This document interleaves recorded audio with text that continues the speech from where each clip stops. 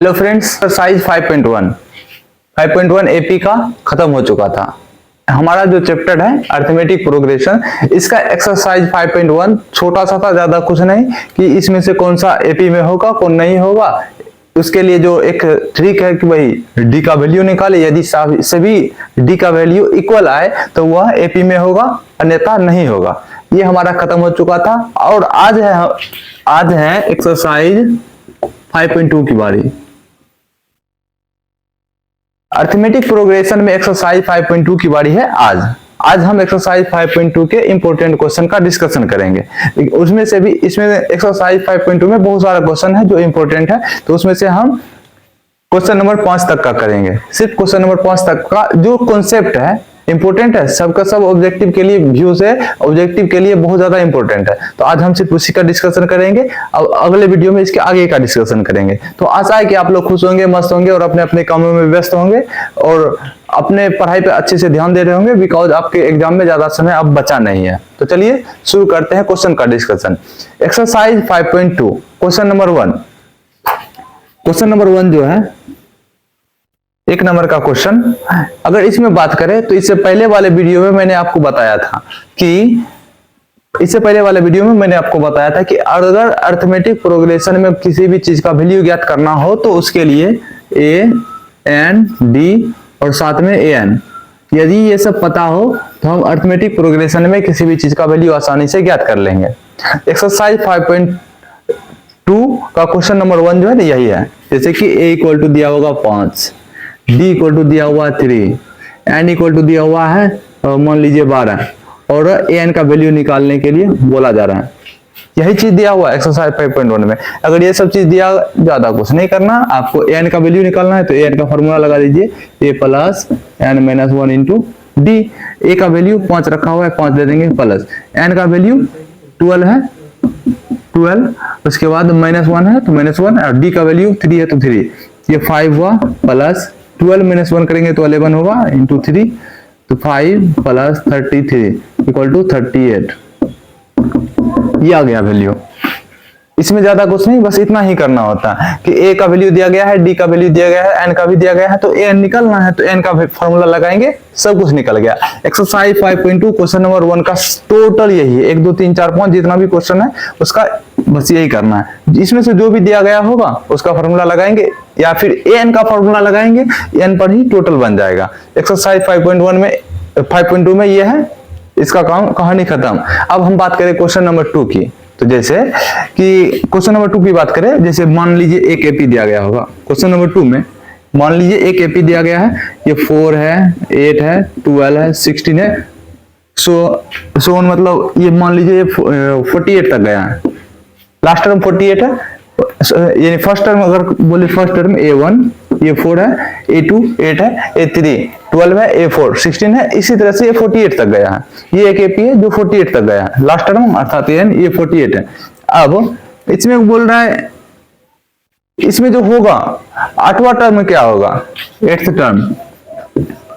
Term क्या होगा, 8th term के बाद और बोल दे 12th टर्म क्या होगा, 16th टर्म क्या होगा। ये सब जो ना टर्म के बारे में इसमें पूछा गया क्वेश्चन नंबर 2 में। तो चलिए अगर लेट सपोज मुझे अगर 16th टर्म निकालना होता तो हम कैसे निकालते, इस एपी के सहायता से। सबसे पहले आपको मैंने बताया था कि इसमें से किसी का भी अगर वैल्यू ज्ञात करना हो तो ए एन डी और एन इनका पता होना अत्यंत आवश्यक है। तो यहाँ पर से ए का वैल्यू दिया गया है, एन आई डोंट नो या फिर वी डोंट नो, और अगर डी की वैल्यू की बात करें तो ये भी नहीं दिया गया है, और डी का वैल्यू हम निकाल सकते हैं फॉर्मूला का यूज कर, A2 माइनस A1 या फिर A3 माइनस A2 या फिर A4 माइनस A3, इन सभी का यूज कर हम इसका आसानी से D निकाल सकते हैं। तो पहले D निकाल लेते हैं। D इक्वल टू ये A2 हुआ तो A2 8 है माइनस A1 4 है, D4 आया। और ये तो पहले से ही क्लियर है कि एक एपी है, तो इसमें कोई डाउट ही नहीं कि D डिफरेंट आएगा, D एक इक्वल ही आएगा सभी का, तो D इक्वल टू 4 आया, A4 पहले से दिया गया है। तो अब 16 टर्म का जो फॉर्मूला होता है ये आप पहले से पढ़ चुके होंगे, A प्लस 15D। 16 टर्म का जो फॉर्मूला होता है 16 टर्म का, वो A प्लस 15D होता है। तो A का वैल्यू ये हुआ 4 प्लस 15 इंटू D 4 अब यहाँ पर 4 है प्लस 15 चौके 60, ये हो गया 64, ये आ गया। लेट सपोज हमें अगर 8वां टर्म ज्ञात करना होता तो ये लगाते 8 प्लस 7d, तो 8 प्लस 7 इंटू 4, तो 8 प्लस 7 4 28 इक्वल टू 36। इसका आंसर ये है। तो ज्यादा कुछ नहीं करना है, सबसे पहले एपी का डी निकालना है, जो टर्म पूछेगा उसका फॉर्मूला लगाना है, वहां रख दीजिए, आंसर मिल जाएगा, बन जाएगा। और इस हिसाब से आपका ऑब्जेक्टिव क्वेश्चन और 1 नंबर आपके जेब में आ जाएगा। चलिए अब क्वेश्चन नंबर 3 की ओर बढ़ेंगे। अब है बारी क्वेश्चन नंबर 3 की। क्वेश्चन नंबर 3 एक्सरसाइज जो 5.2 है ना, इसका क्वेश्चन नंबर 3 एग्जाम के व्यू से आपके फरवरी के एग्जाम, फरवरी में जो एग्जाम होगा 2025 में फाइनल एग्जाम, इसके व्यू से काफी ज्यादा इंपॉर्टेंट है।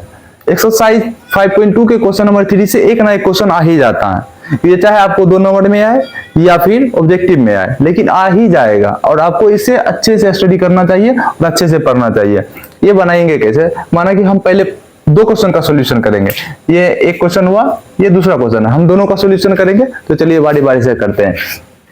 पहले 2 लिखा हुआ है, यहाँ 2 लिखा हुआ है, या खाली जगह है या 26 है, अर्थात A1 इक्वल टू 2 लिखा हुआ है। अब A2 है, A2 ये डब्बा बना हुआ है, और A3 है ये 26 लिखा हुआ है।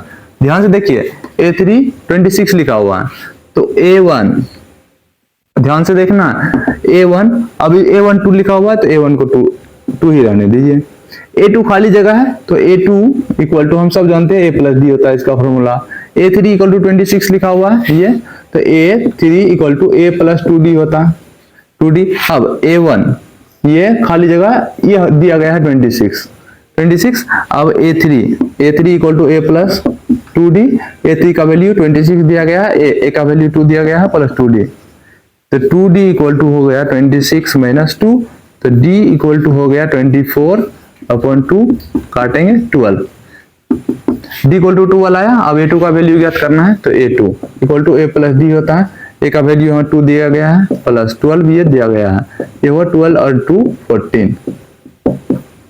ऐसे ही आपको निकालना है, और भी जितने भी क्वेश्चन होंगे एक्सरसाइज 5.2 के क्वेश्चन नंबर 3 में ऐसे ही ज्ञात करना है। जैसे ये अगर हम इस क्वेश्चन की बात करें, देखिए A1 खाली है, A1 खाली है, A2 दिया गया है, A3 खाली है, A4 खाली है, A5 खाली है, एंड A6 दिया गया है। अर्थात A2 दिया गया, A2 पर A प्लस डी ये दिया गया है 38, और A6 दिया गया है, A6 equal to A plus 5D equal to minus 22, ये दोनों दिया गया है। अब ज्यादा कुछ नहीं, इसको सॉल्व कीजिए, 2 समीकरण बन गया, इसको सॉल्व कीजिए।